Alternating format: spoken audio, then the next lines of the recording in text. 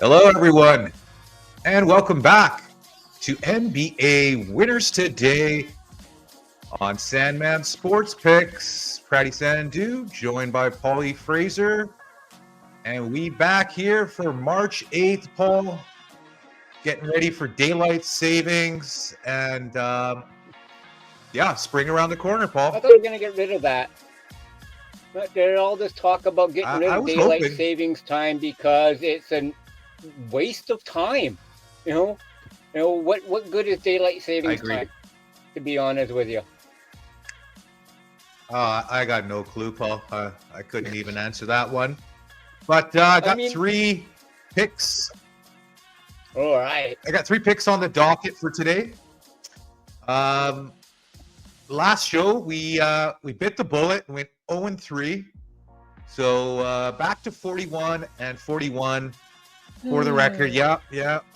We're transparent here, Paul. We show the people our wins, we show the people our losses, but I think by the end of the year we'll be doing okay. So let's get right into it. First play of the day is going to be a tank bowl. It is the lowly Brooklyn Nets facing the lowly Charlotte Hornets. The graphic is wrong. The Hornets are actually favored by 5. Nets are favored by 5, not the Hornets. So I will be taking the Hornets plus the 5 here. I just don't think Brooklyn should be favored by. That's the first time you've taken Charlotte, isn't it? In a while, yeah. I mean, they're one of the worst in the NBA. They're without LaMelo Ball, their star guard. I think Mark Williams might be out as well, and they have shitload of injuries. Okay. But Brooklyn, I don't understand why they're 5-point favorites on the road here. I know they're the better team, maybe slightly healthier, but it's a tank bowl, so I'm going to take the 5 points and hold my nose. And I think these Hornets can be competitive. And who knows, maybe even win the game. I mean, it's not like they're facing a juggernaut. You know what I mean, Paul? Yeah.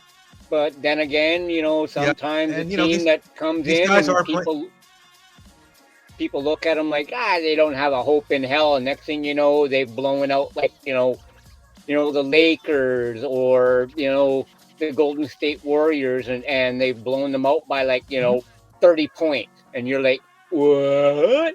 So, you can never count out a team. Sometimes being the spoiler in a game, like we've seen it several times. I've seen it with my Canucks. They haven't got a hope in hell of making the playoff or anything like that. Yep. They're playing spoilers, and next thing you know, they're playing some of the best hockey they've ever played, and you're sitting there going, where the hell was this, 2 months ago, guys, when you had a chance to make the playoffs? So you can never really count a team out. There's always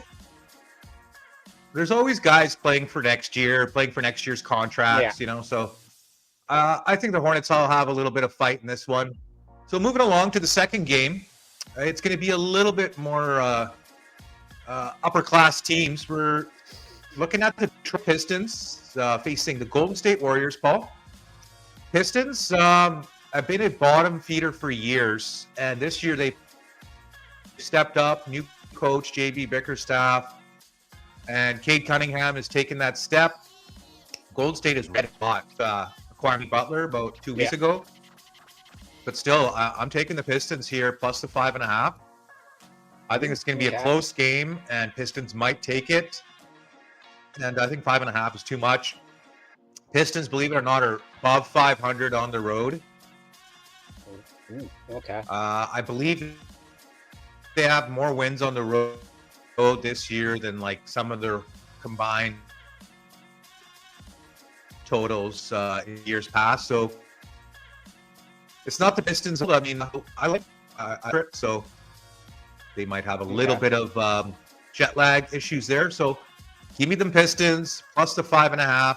I think they're scrappy, and I think they're going to give Golden State a lot of trouble tonight. And slow down Chef Curry, who's been, let's say, he's been cooking, just to say the least, Paul.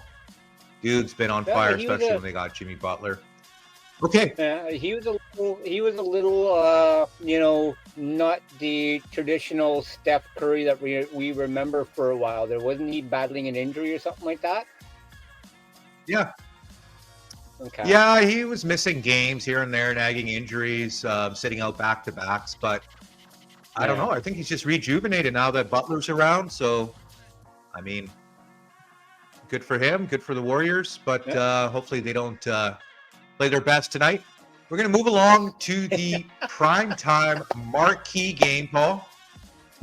This is the marquee game of the slate today. Ooh. It is the iconic matchup of the Lakers and Celtics, the two, I guess, marquee franchises in the NBA. Celtics have the most championships. The Lakers have second most. Yeah. And Lakers are red hot after they got Luka Doncic. The Luka LeBron combo is crazy, but they don't have any big men. I think Jackson Hayes is out for them today. They're going to be starting Trey Jemison, just a G League guy. Okay. I think Boston's going to have way too much in the chamber for the Lakers here. So I am giving up the 7.5, Paul. I'm laying the lumber. Give me the Celtics. Give me the green. And I like for Boston to make a statement here and put the Lakers a little bit in their place. I mean, they're playing really well, but just think that this will be a bad matchup for them. Love the Celtics. I'm going to lay the points. Primetime game on ABC, I believe, 5 Pacific, 8 Eastern. So catch that one. I'm going to be into that game, definitely. So remember those are the 3 games, Paul? Remember in the NBA 2K games? What was it there? Like there's 3 years in a row where I made my big guy, Shorty, bright red dreadlocks, you know, my version of Yao Ming. And for, what was it, like 3 of the NBA different years for 2K NBA, who did my player get drafted by every time with their first pick? Boston. It was like, okay, maybe the Celtics really need a big guy, or they really, really like Shorty. But I know I got a kick out of that. But yeah, Boston, even in the game, Boston was a powerhouse. You know, they needed a center for years, right? So I think they got Kristaps Porzingis finally. I know he gave you some headaches. He was a 3-point shooting big man. So he's on the Celtics. I think he'll play today. And I think he's going to give some trouble to the Lakers instead of Shorty, your creative player for 2K. And I was leading for Orlando plus 4.5. I think Giannis is going to miss the game there for Milwaukee.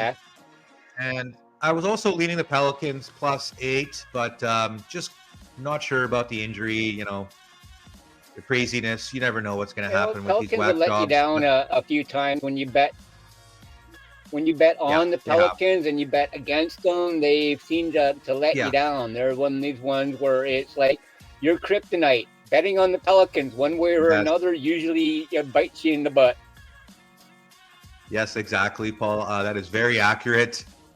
But I'd like to thank everyone for joining us today on NBA Winners Today. You guys are the best. Appreciate your support. Appreciate you guys subscribing, giving the old thumbs up. And Paulie and I are going to catch you guys next time. Later, y'all. Hang loose, y'all.